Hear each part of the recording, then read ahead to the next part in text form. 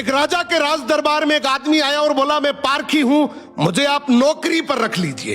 राजा बोला, नौकरी पे तो रख लूंगा, पर तनख्वाह 1 रुपए नहीं दूंगा, सिर्फ 1 पाव गुड़ और घुंघरे मिलेंगे। पारखी बोला, ठीक है हुजूर।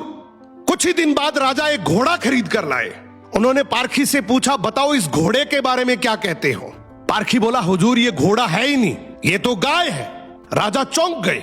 उन्होंने घोड़े बेचने वाले को बुलाया।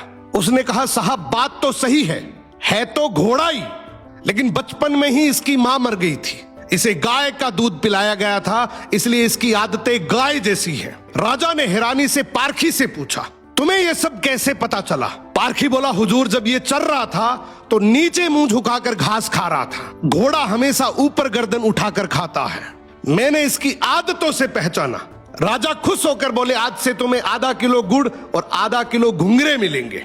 कुछ दिन बाद राजा ने फिर पूछा, मेरी रानी कैसी है, बहुत प्रिय है मुझे। पारखी बोला, हुजूर आपकी रानी खानदानी नहीं है। राजा को विश्वास नहीं हुआ। उन्होंने ससुराल जाकर पूछा, वहां दादी ने बताया, बचपन में इसकी मां गुजर गई थी, पाला तो मैंने है, मगर दूध इसे दाई मां ने पिलाया है। राजा ने पारखी से फिर पूछा, रानी के बारे में तुझे कैसे पता। पारखी बोला, हुजूर इसके स्वभाव से खानदानी रानी में शालीनता होती है, मगर ये नौकरों पे चिल्लाती है, गाली देती है, इसकी आदतों से पहचान गया कि ये खानदानी नहीं है।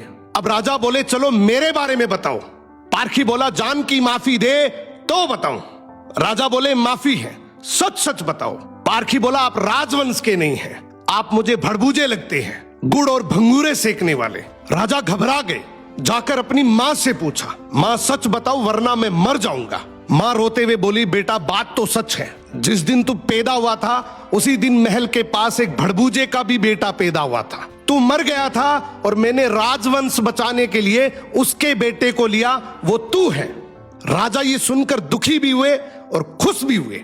इंसान की पहचान उसके चेहरे, कपड़े या खानदान से नहीं होती, उसके चरित्र से होती है। किसी को भी केवल उसकी शकल, सूरत, पद या घर देखकर मत परखो, उसकी आदतें, उसका व्यवहार ही उसका असली परिचय है।